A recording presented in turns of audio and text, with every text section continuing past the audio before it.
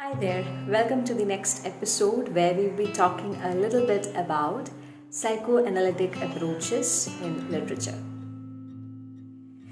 Aristotle's catharsis, Sidney's moral effect of poetry on society, then Romantic's emphasis on imagination,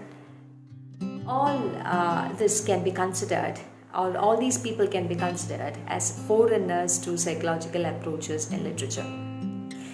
The theoretical analysis of the text based on psychoanalytic approach started with Freudian scholars who explored the unconscious aspect in the study of literature. Like an iceberg, Freud believed that majority of our mind, or the major portion of our mind, lay in the unconscious rather than in the conscious, and he divided the unconscious into two: the preconscious and the unconscious.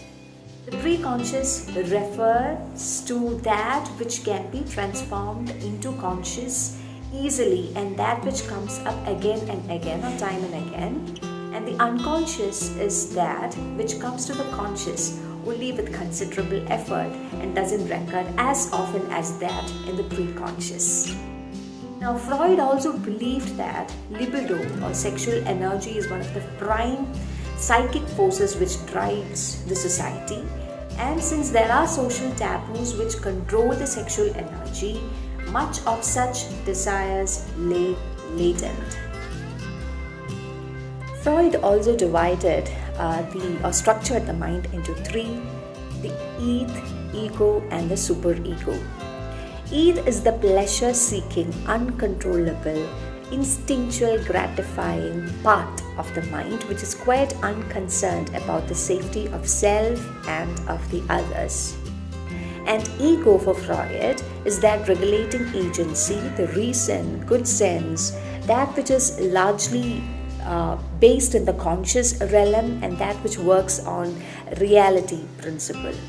And for Freud, there is that which we call the superego, which is the moral censoring agency which has its impulse towards perfection, and that which pushes back unconscious impulses to pleasure, that which is nurtured more or less by the parental influence when you grow up, and that which strives on morality principle. So that is how he structured the mind into three: the ego, and the superego, which actually helped the later psychoanalytic critics in analyzing many of the texts and characters.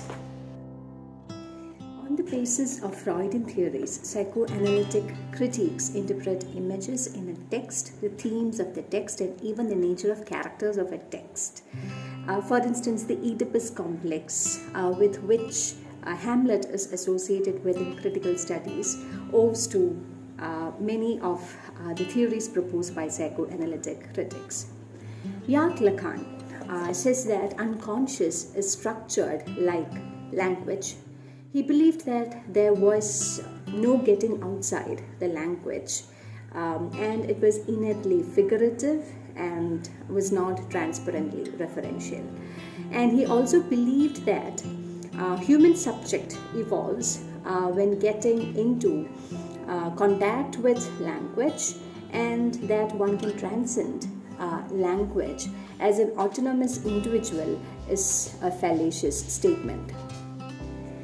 We also have Harold Bloom's essay Poetic Origins and Final Phases, which discusses a poet's mind and how it grapples with the minds of the poets who had gone before him, or his precursors, or his forefathers, or even foremothers to say.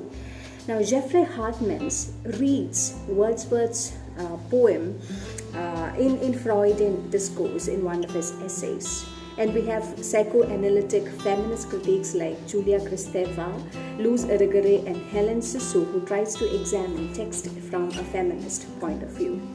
So psychoanalysis has actually gone deeper into literary criticism and has offered us innate techniques with which you can really understand or with which you can delineate what really went through the mind of the character, or with which you can actually do a cross-section of the themes and also the images which you often find in a text, and which you would have missed out if not for the help we got from psychoanalytic critiques.